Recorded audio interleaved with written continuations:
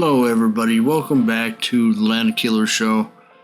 Or should I say killer film reviews, man. You can just tell I'm a little tired today, but today's film review is on the film Dead in Tombstone, which stars Danny Trejo as Guerrero, Mickey Rourke as the blacksmith or Lucifer, Anthony Michael Hall as Red Kavanaugh, Dina Meyer as Kalitha Massey, which is the sheriff's wife, Richard DeLone as Jack Sutter, the sheriff, Colin Mace as Judah Clark, Emil Hostina as Baptiste, bad guy, Odivio Niclusio as Darko, Ronan Summers as Ramos, Edward Ackroyd as Snake, Radu Andrew Misu as Washington, James Carroll Jordan as Father Paul, Daniel LePaine, Sheriff Bob Massey. Okay, so he's the sheriff, okay. George Remies as Deputy Tom Morris.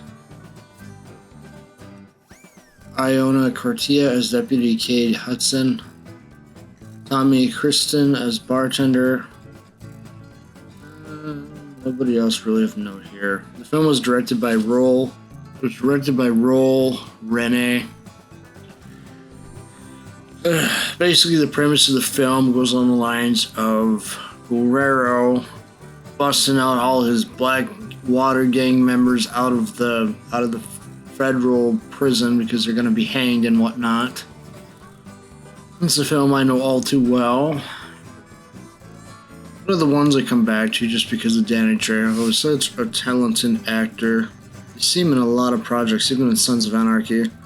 I've been wanting to do a review on Sons of Anarchy for a long time, but I'm not sure if it would be good considering it's been so long since I watched it. If I watch it all the way through, it's going to take me 3 months. Leave a comment down below if you want me to rewatch Sons of Anarchy and give a good review on it. Otherwise, without further ado, let's get into this. Okay, let's see here. Oh yeah, the film initially was unrated. Then it got an R rating. Mickey Rourke makes a convincing Lucifer. Basically, Guerrero is betrayed by his gang and then basically sit there and turn on him. There is a whole subplot with clocks, pretty much like the old Western clock pretty much hails his return when he makes a deal with Lucifer, pretty much. There is some graphic scenes of Guerrero or whatever having his flesh eaten by the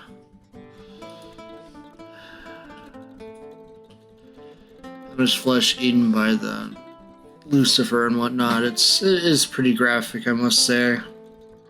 Not as graphic as Northman, though. Northman's gets much more graphic stuff. I find that the plot is pretty simplistic. It's a decent little film to watch on the side, like if you're old enough and stuff. Definitely not one for kids at all. I really just like hearing, that intro theme, getting into the film. One of my favorite parts of the film is the relationship between Guerrero and the deputy's wife or widow, pretty much. They have a good relationship going throughout the film. It's a shame that she never returned in the sequel, I don't think. Yeah, sequel's absolute garbage. Don't watch it. It's really just terrible. Then again, in Tombstone, not worth your time. It's eye cancer, just like Hot Tub Time Machine 2. Hot Tub Time Machine 1 was bad enough. I barely got through that film, but Hot Tub Time Machine 2 is even more ridiculous, even more of a stupid plot. You'd have to sit there and be watching it with no brain cells, honestly, if you sat there and wanted to enjoy that film. The plot is so stupid. Honestly, maybe I'll review the first one, but not the second one for a future review, but only if people really want me to, because let's be real, I really don't like watching films that have no plot to them. But Dead in Tombstone does keep a decent plot to it. It's pretty simple, revenge plot. Gotta go back and kill the ex-gang members. The score, feel, the action, it's there. I honestly wish it had an extended version sometimes. but the story pretty much wraps up, and I really don't understand why. Life of me, they made a sequel to it. I mean, come on. I don't really feel like making a separate film review for the sequel because it's so terrible. I'll just give you the basic beats to it. Basically, Guerrero's wandering around. He's visiting his mother and his sister pretty much. They're kind of in a warhouse pretty much. There's a lot of there's some nudity in it. Some obvious female nudity in it and stuff. I'm not going to get into too many details here. Yeah, it basically revolves around a Confederate general trying to go find some artifact of Lucifer, pretty much. But Lucifer himself was not stupid enough to return for the sequel because he knew it was going to be bad. Mickey Rourke knows when a film's going to be bad, trust me. Danny Trejo just probably did it just because he wanted to reprise the character and get a little extra money, honestly. But yeah, I just can't see people just wanting to watch the sequel. It's so terrible. The film itself is just bad. Nothing makes sense. It's absolute chaos. It is eye cancer. As for the first film, what do I rate it? Honestly, nostalgia, a little bit of me wants to put it at like 7 out of 10. Just because I have a little nostalgia, that being one of my first unrated films I ever watched growing up. But honestly, I think once you're old enough, you can handle an R film easily. Just gotta get old enough, like 17, 18, something like that. If you're younger than that, you really shouldn't be watching an R film just because that stuff will stick around, and give you nightmares and stuff from what I've read.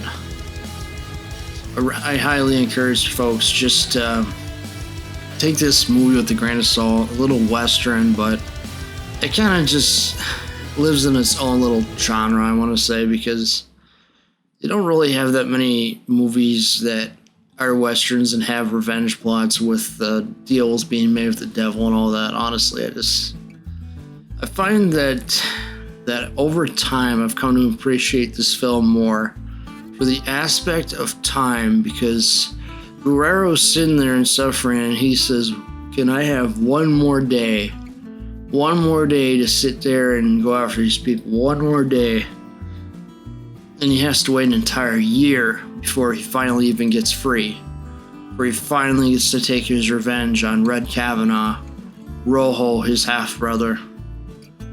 But yeah, you see there's a lot of cheesy lines in this one too. I don't even want to repeat them because I don't want to sound silly, but yeah, there is some cheesy lines in this.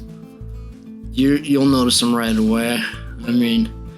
But yeah, it has one of those pitchforking talent scenes characteristic of some films of this genre, and of Shrek, of course.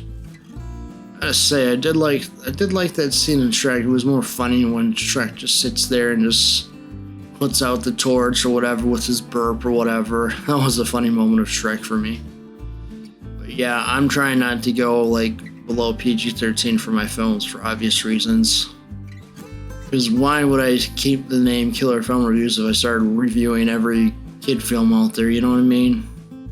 PG-13 and R is where I like to keep it. Unless something's really interesting, like a really interesting film, then maybe if it's a historical-based film, of course. Some of those get me from time to time. Run, Forrest, Run, Forrest Gump, that one gets me. I know it's fantasy, but still it goes through different historical moments, and it's funny. It likes to pull out all the stops. But yeah, Dead and Tombstone's not going to be your 10 out of 10 film at all, because it kind of suffers when it comes to plot, I want to say, because the plot's really simplistic. They don't really draw it out enough. It's one of the problems with modern films these days. They can't keep simple plots anymore because they don't hold the audience interest. Instead, they gotta pull off transition after transition, special effect after special effect. Look at Doctor Strange 2, for instance. A lot of special effects, a lot of transitions and stuff. It was a decent film. I'm gonna have a full review on it in the future here. Honestly, I'm not sure if I'm going to record for the full 14 minutes of gameplay I had saved for it, but we'll see. We'll see how I go from here. Honestly, I just find it hard to talk about like a film after more than 10 minutes for me personally. So I'm just going to try not to go past 10 minutes all too much anymore. I'm going to try to keep it like around 15 and less for most of them. Unless it's like a really fantastic film or something. But yeah, I saw a couple of films in theaters which I'm going to review over the next couple of weeks. Obviously I'm going to record them within the week, but you're not going to see them for a while. Because I want to be able to take some time away from killer film reviews and just focus on the other channels for a bit. Don't get me wrong, I'll probably come back with a TV review or something short. Mainly going to be reviewing the stuff on like Apple TV for now and probably Hulu. No more Netflix stuff because I canceled my membership for that. It's just gotten way too expensive. Who wants to keep a membership with something when they're going to sit there and just stop you from sharing your account? Sit there and get draconian and not let you do your stuff. Battle Pirates reference I just made there. I doubt that you guys even know that Mr. Beast played that at one point. It's a silly 2D sci-fi pirate game. It was on Facebook and still is active as of today. It successfully survived the Flash apocalypse. Don't get me started on the Flush. Ezra Miller, you were in so much trouble, but I'm gonna have to talk about you in the next film review when I do Dumbledore. I don't know if they're gonna recast you in that, but who knows? Man, you gotta get some time away. You gotta get some help, man. Can't be going after people. Nothing against the guy. He's good. He's good in some things, but yeah, there's stuff going on there. He might be recast.